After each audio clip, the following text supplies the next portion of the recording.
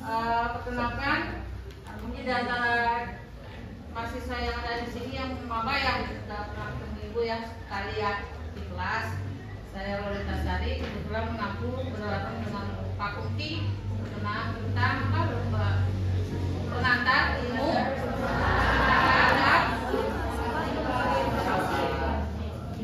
ya. Kalau bicara ini ngomong dulu nih, ibu nggak bawa PPT nih, kita ngobrol aja ya.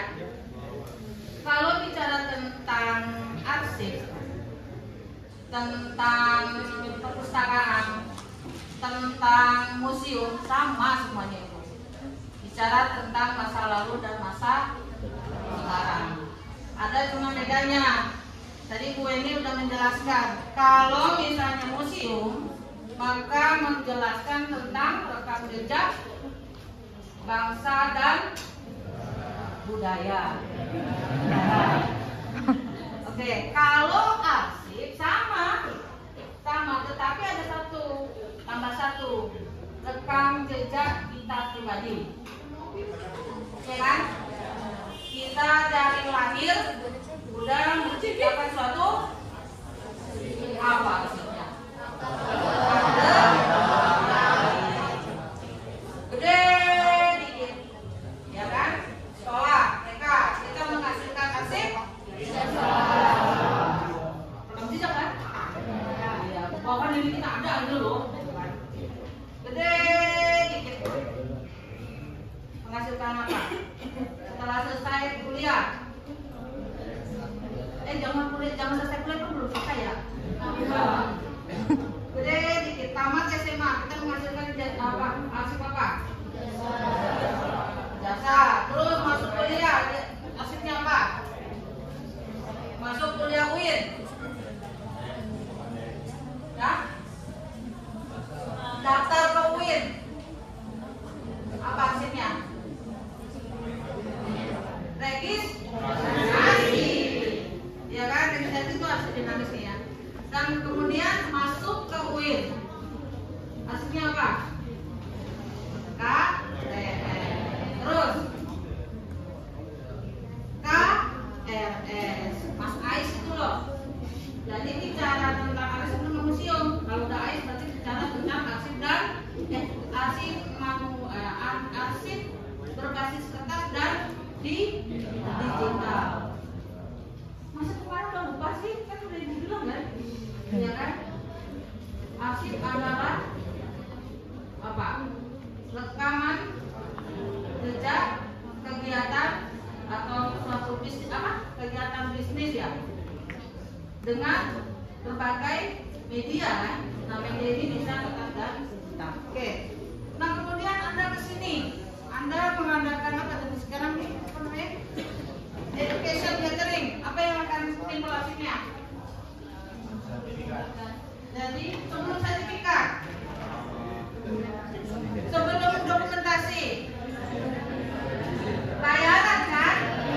Nah, iya kan? Registrasi untuk bayar kan? Nah, bayar itu juga arsip juga itu. Buktinya apa? Selesai dari sini, arsipnya apa? Sertifikat. Oke. Itu rekam jejak kan? Lumayan gak sih? Ya, alumni ya. Dan kemudian tamat dari tamat dari UIN.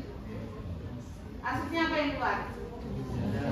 Jasa. Selain itu Skripsi. apa? Deskripsi ya, betul.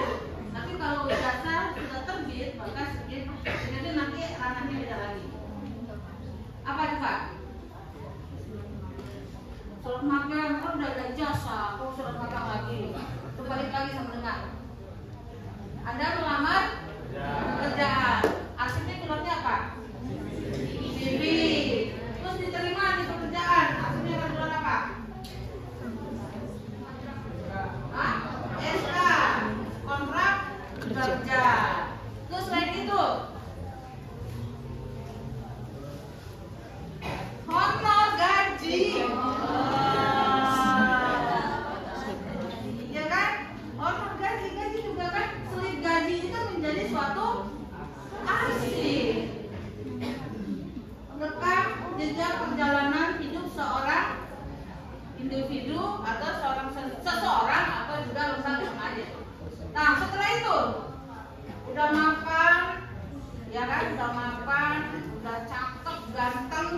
pengen pasangan, ya kan? Kemudian interpretasi apa? Ibu buku kita. Terus pengen punya rumah. Apa yang timbul? Maksudnya? Jadi nikah. Oke. Pengen punya mobil. Apa? Maksudnya? Kedua masuk TK. Oke. Kemudian anak sudah besar pengen punya cucu.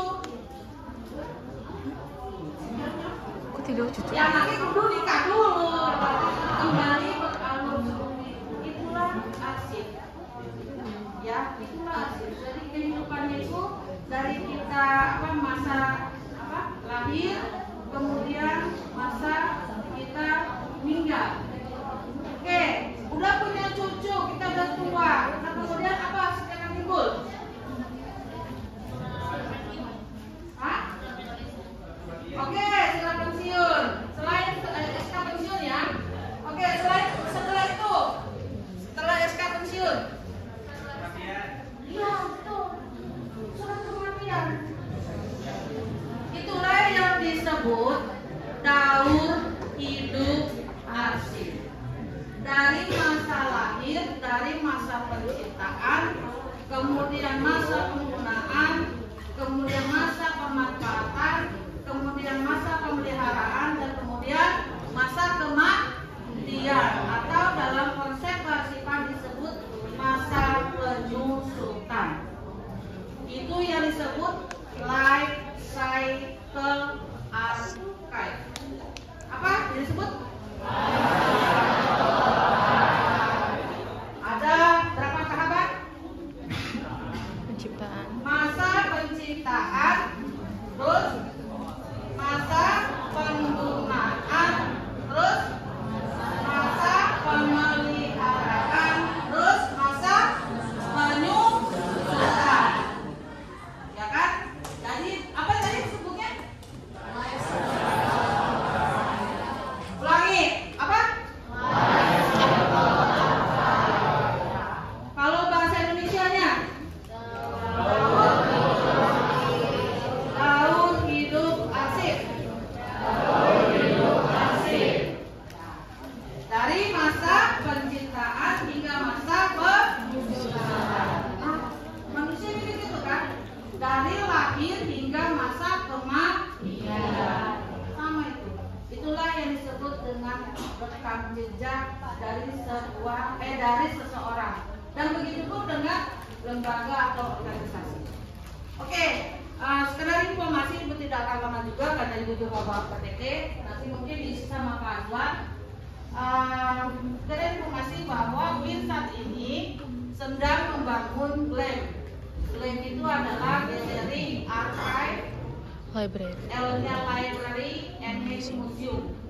Ya, karena setiap lembaga memang wajib ada 3 lembaga informasi. Yang pertama adalah lembaga perpustakaan, yang kedua adalah lembaga arsip, dan yang ketiga adalah lembaga museum. Nah kebetulan di UIN belum ada, maka kita berupaya untuk membangun 2 lembaga lagi. Karena di UIN baru 1 ya. Nah, 2 yaitu lembaga archive dan kemudian lembaga museum. Dan kebetulan kami adalah tim nanti mudah-mudahan Anda salah satunya yang nanti bisa kolaborasi ya untuk pengelolaannya, dan untuk museumnya nanti inisiasinya dari Pak Uki. Oke, mungkin itu kurang lebihnya mohon maaf. Ibu berharap Anda sehat semua ya. Amin. Semua happy dengan kakak-kakaknya dan abang-abangnya ya. Dan insya Allah kakak-kakaknya dan abang-abangnya sangat baik sekali ya. Terima kasih. Kurang lebih mohon maaf. Assalamualaikum warahmatullahi wabarakatuh. Tapi di balik itu ada hikmahnya. Banyak kita dapat di Indonesia itu tanahnya seperti ini strukturnya. Ada sampelnya di museum itu. Nah kalau kita nggak pergi kita nggak tahu kan, karena kita bukan pertanian. Jadi museum itu sekarang kalau kita Oke. Izinkan mengulang pertanyaannya tadi. Saya bilang bagaimana kalau arsip itu dikelolanya secara buruk atau tidak baik? Apa yang terjadi di arsip itu? Iya, luar biasa nih pertanyaannya ya. Udah berpikir apa pengelolaan ya. Ya sama halnya dengan museum, kalau misalnya tidak terkelola maka apa? Tidak terinformasinya suatu koleksi baik itu di arsip maupun di museum. Artinya coba Anda bayangkan kalau misalnya arsip itu tidak terkelola dengan baik maka akan tertumpuk-tumpuk, ya kan? Ibaratnya misal contoh, Ibu kasih contoh yang mudah ya. Anda punya baju tumpuk-tumpuk, ya kan? Ketika ingin pergi party bingung mana sih baju yang cakep, padahal di antara tumpukan itu ada baju yang cakep, tapi Bu saya bingung mau pakai baju apa, padahal bajunya ada di lemari bertumpuk-tumpuk. Begitupun dengan arsip, kalau misalnya arsip itu tertumpuk, maka apa? Tracking atau temu balik informasinya tidak ketemu, ya. Ada hal-hal arsip yang penting itu tidak ketemu dan itu sangat merugikan bagi lembaga, ya, bagi lembaga, organisasi atau diri sendiri. Misal contoh di dalam keluarga juga ada yang disebut dengan arsip keluarga. Kalau misalnya arsip keluarga kita sendiri pribadi tidak terkelola dengan baik, maka satu, tidak ketemunya suatu arsip atau hilangnya suatu arsip. Contoh misal arsip keluarga misalnya apa? Surat tanah atau sertifikat tanah. Kalau nggak ketemu bagaimana? Berarti merugikan diri kita sendiri. Seperti itu ya. Jadi intinya adalah kalau misalnya arsip tidak dikelola dengan baik sejak awal, sejak masa penciptaan, maka resikonya adalah merugikan lembaga atau mungkin kalau misalnya itu arsip keluarga akan merugikan keluarga kita sendiri, ya. Mungkin nanti semester 2 ya Bu Ren, 2 sampai selanjutnya nanti kita belajar bagaimana sih cara untuk mengelola arsip, dan kemudian nanti mungkin ada sesi Anda nanti magang ya. Jadi nanti magangnya tidak hanya di perpustakaan saja. Kalau Anda konsen di arsip maka Anda bisa magang di ANRI atau lembaga arsip ya, baik itu apa tuh mungkin di DPR atau di BRI gitu ya, yang ada arsipnya. Mungkin itu. Terima kasih. Mungkin Bu ini bisa menambahkan terkait museum kali. Kalau cukup. Oke. Tidak mungkin. Itu Kak. Terjawab ya mudah-mudahan ya. Oke. Itu tadi ya tentang terkait bagaimana arsip kalau misalkan dikelola buruk. Ada dijawab sama Bu Loli. Baik.